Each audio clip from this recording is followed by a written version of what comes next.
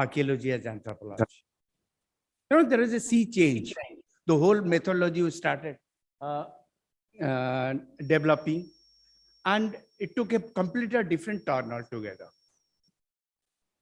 After that, there is a good amount of research and whole methodology changed. The way we started interpreting the past, completely, it was really a turning point in archaeology. Some time back, I felt that, okay, we have progressed a lot, but what has happened to anthropology? Why I'm saying, I had an anthropology background, then I switched over to archaeology. So one leg was there in anthropology, the other was on archaeology. Now, when we talk about this anthropology and archaeology, in Indian context, whatever I say, it's completely an Indian perspective. There is a dichotomy. If I remember correctly, a lot of research was going on in anthropology, particularly archaeological anthropology, way back 40, 50 years back. If you remember, the first excavation was carried out in prehistoric archaeology. That was by the anthropologist, not by the archaeologist. Slowly, it's already over. We got encouraged by Louis Binford's thing. But somehow in anthropology, they have never accepted what the archaeologists are doing. That's my feeling. And what's happening, there's a big difference. How do we interact with the anthropologists? Which I want to say, our matter starts from the static form. An anthropologist at the deal with the dynamic form, which you call the ethnographic context. But one thing is similar between anthropology and archaeology. Both of us, we study the past, but somehow they have ignored the past, but we have continued doing research in the past. But they have, whatever ethnographic work they are doing, they have neglected that past history of these communities somehow.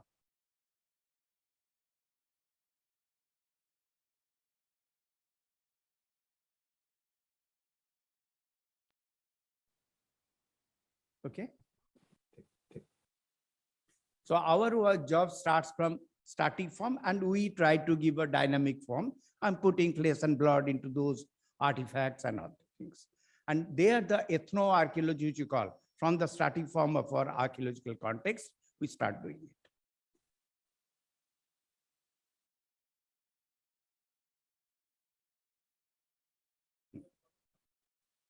It's not, something's wrong there. Okay. So here comes, all of us, we know archaeology as anthropology. No need to explain. My discussion would be anthropology as archaeology. If we have developed a lot of things in archaeological methodology, theory, and all that, where we can interpret the past better than anthropologists. Why not? Those things are applied in anthropology. And I will give you the examples. If you apply that, what will be the benefit the anthropologist will get? That's what I call anthropology as archaeology. The goal of archaeology is a form which you get the materials, and the function, how it's a different functional aspect. The third important thing of goals of archaeology is the process, which you call a cultural change or the transformation. And these cultural process or cultural change or transformation, and so on and so. And this, both the archaeologists they do in case of the past cultures, and as well as the anthropologists, they also do the cultural transformation. And we will come to the latter, which Professor Basa was telling. We cannot rely, because a lot of cultural community cultures that we consider as a part of ethno-archaeological studies that has been transformed. So we'll go to that. If they apply this archaeological method, how those errors can be removed. And cultural change is reflected both on tangible and intangible components of culture. Whenever there is a transformation, it's not that only the tangible is transformed, it's the intangible aspect of a culture that's also changed. Process of culture change is part of both past and present day communities, and the present day community changes that the ethnographers can very well see.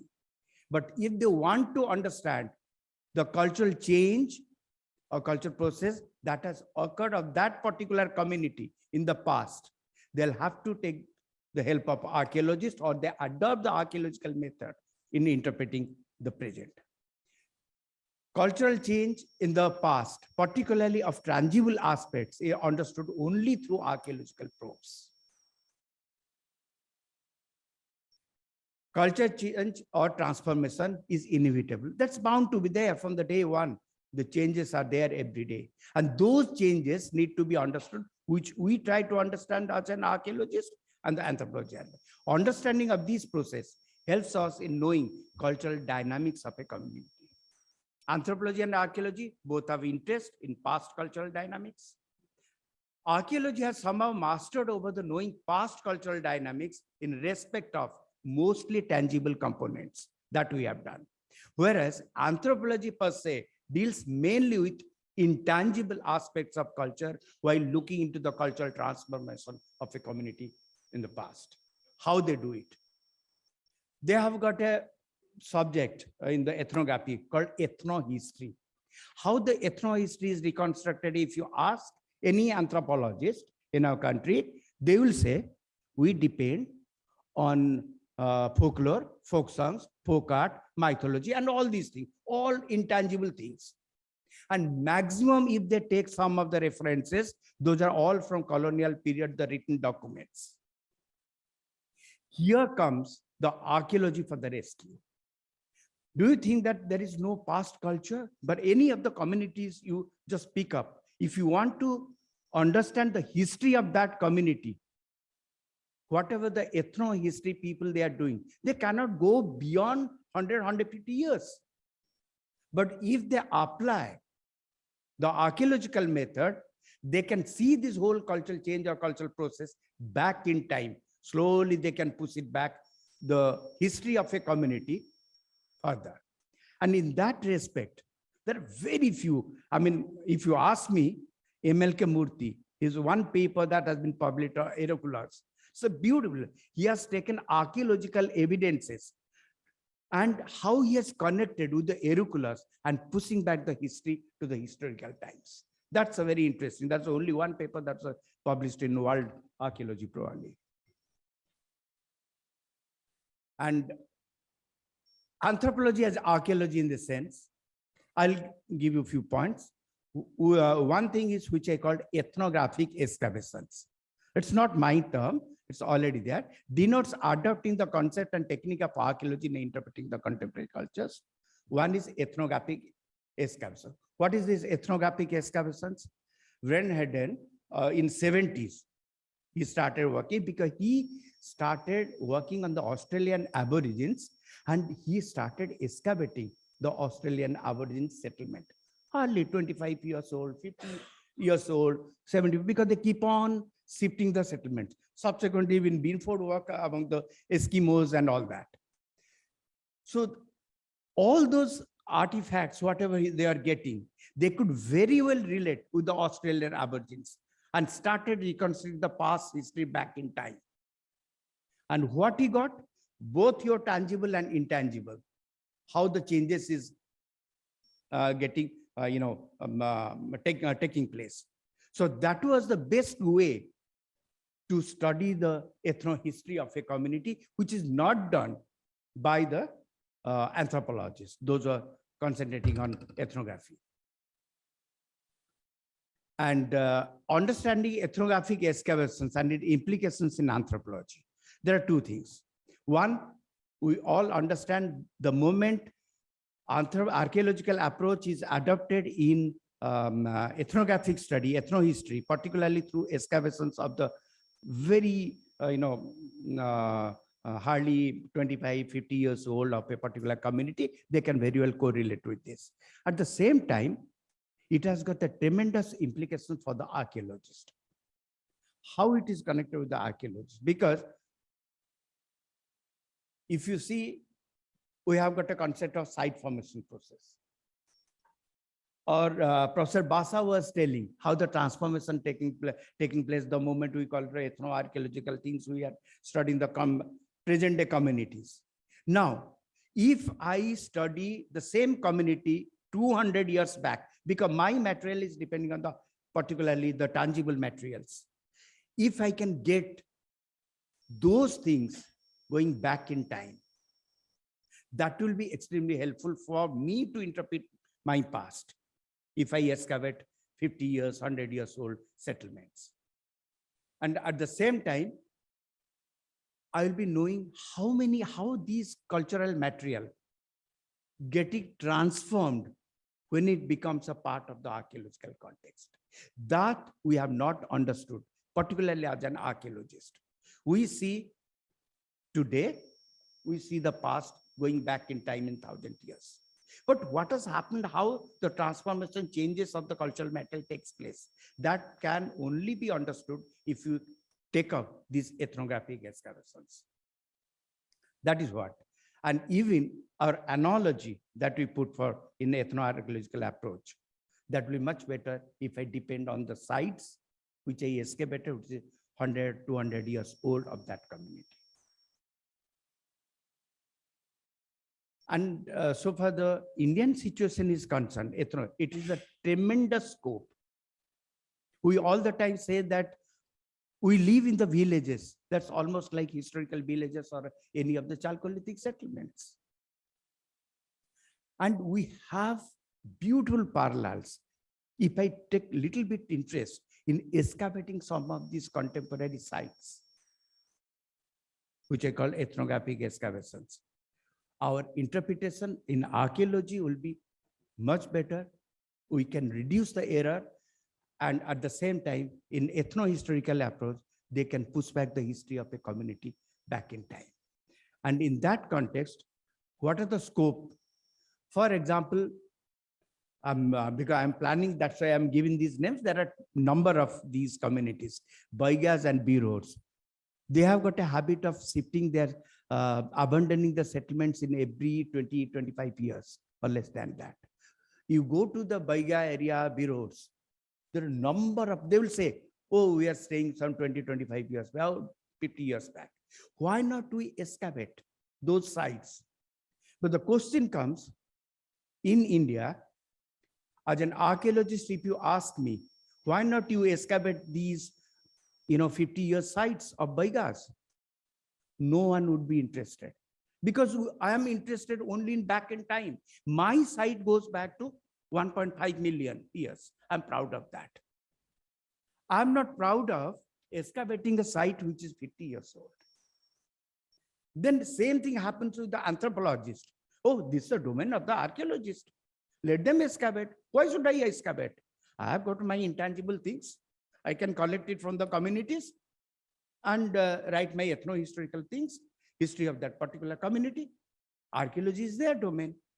So this particular period is completely neglected.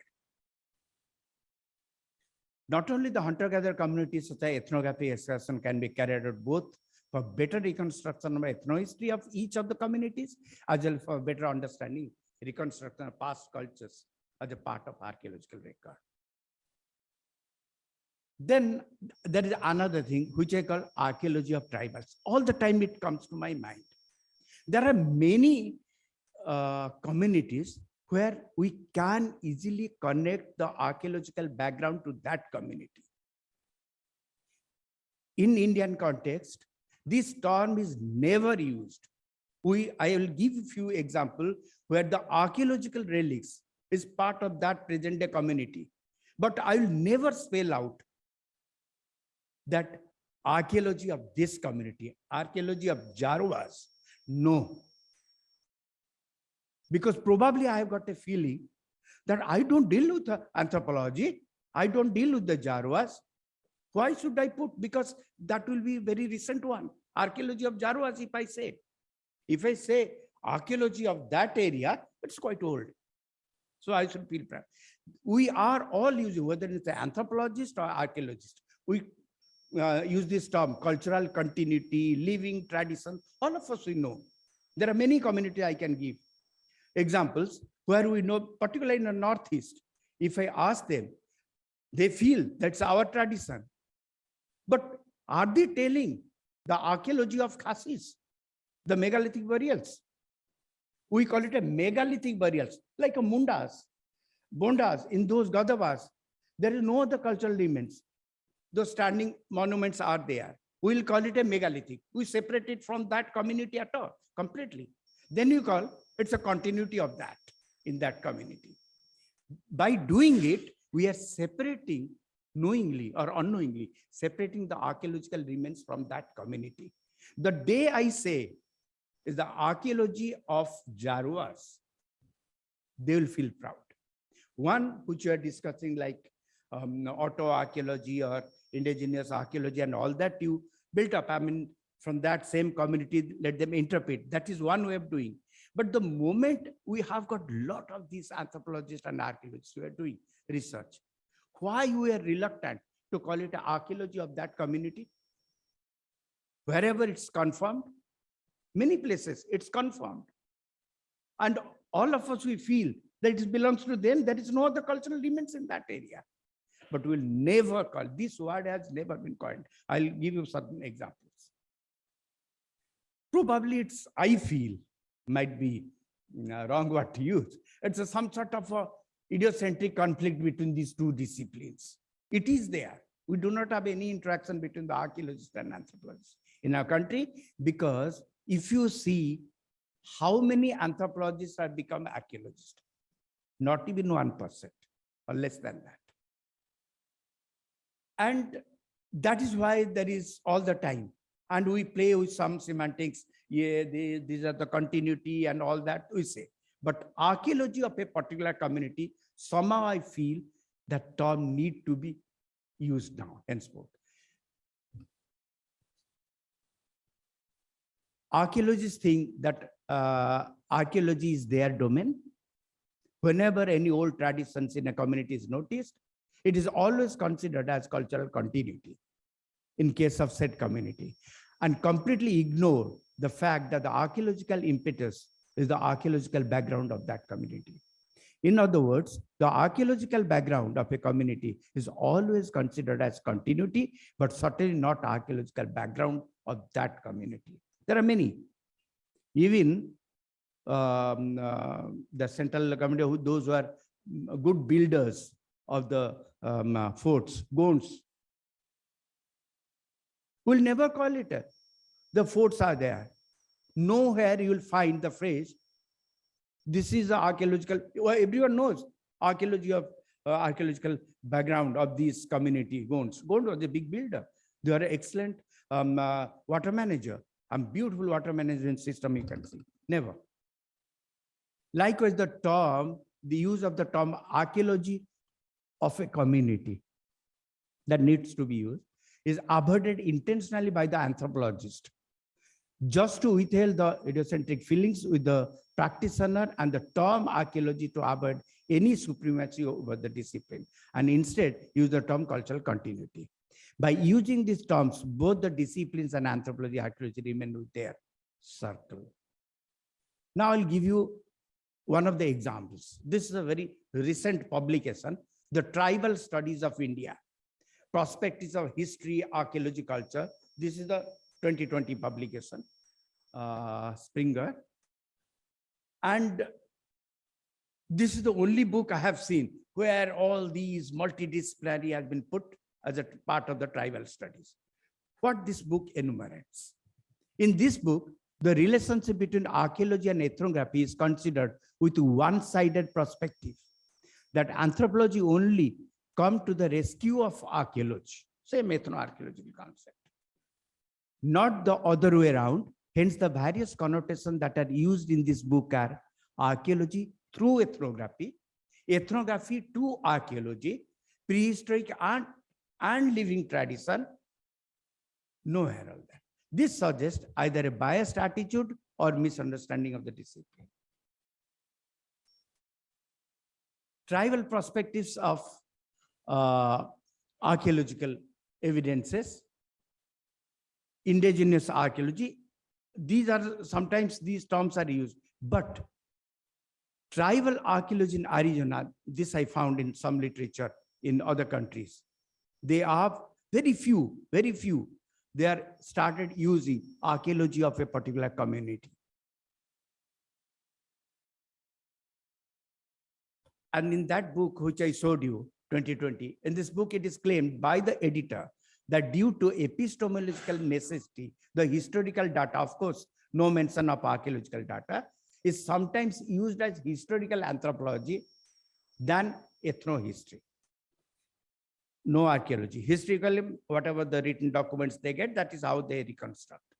No hesitation to use the term history of tribals, but never archaeology of tribals.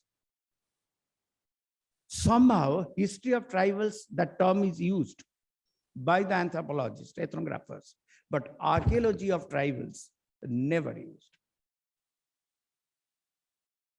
In the introductory paper of this edited volume, which is by the editor himself, describes the need of other disciplines like history, archaeology, ethnography to improve the quality of the tribal studies. It's like archaeology is a subsidiary, just like that. The editor then describes, except in case of living cultures, archaeology has limitations to ascribe the tradition of past material culture to a particular tribal community. He is not clear. He is all the time thinks, even if there is no other cultural elements, there is only one cultural elements like Jarwas and many other community. He thinks that you cannot connect it because there is no written record. Because their thing ends with the written record. If there is no written record, you cannot connect it. How can archaeologists can say that this past heritage is connected with this community? You cannot. Clearly he writes. And a period similar in ecological assume cross community characters. It is further believed that similar and identical material culture traits among tribes do not necessarily mean their common origin. And archaeology doesn't have any clue to establish common origin, even if some tribes might have. Completely, that archaeological interpretation is nothing for the anthropologists. It's full of errors. I'll give you some examples since I have worked in Andamans. Andamans, it has got the cell midden sites. And we know Jarwas, Ongis and all that, there is no other community. And there, if you see the archaeological remains, this is the only form of archaeological remains in the whole of islands, cell middens. There are no other archaeological remains. Everything is embedded in that. And even today, Jarwas, Ongis, they have got the tradition. They are also building the same cell middens. You go to the Jarwas area or Ongi area, you will find it's still growing. They are abundant because they keep on shifting. And these are the remnants, cell middens are the remnants of their past culture. But we will never say it is their history. It is their archaeological background. Never. Continuity word has been used. They continue. Who are those people? Some people different. So that can easily be said that everything which you see in the past, that has nothing to do with the present day communities. Like example can be given of the cell middens, as I told you. Gadavas, Bondos, there are many communities like where you can easily connect the archaeological limits as their past cultural heritage. Now, there is one recent article, the historical archaeology of Native Americans. It was published in probably 2-3 years back. 2000. And here he writes, historical archaeologists have given relatively scant attention to the study of Native Americans. He realizes, it's a beautiful review paper, he realizes, no, archaeologists have to contribute. And archaeological data has got a tremendous relevance to understand any of the community's history. But when I was looking for the Indian counterparts, things, I got one person, is S.C. Roy. Because I have not seen his original contributions, Professor Basa must have read, but I found a beautiful review, The Journey of an Anthropologist in Chota Nagpur. It's one Professor Dasgupta from Santiniketan review, beautiful paper. S.C. Roy in his work, Mundas and their country, he has written number of books, particularly ethnographies. It's way back in 1912, mentions it is high time then that the antiquarian investigators should turn their attention to the quasi-historical tradition of these interesting tribes, to trace back their early history so far as is possible. S.C. Roy, towards at the end of his career, advocated Indian approach, which he called, because we still live in that same ecosystem, almost hardly any changes. We all the time in the archaeology say our villages are still in that setup, like a Chalcolithic village and all that. In larger context, this article of Das Gupta cautions one against an uncritical acceptance of anthropological representations and suggests that an anthropologist and his writings need to be located within a historical context. Thank you.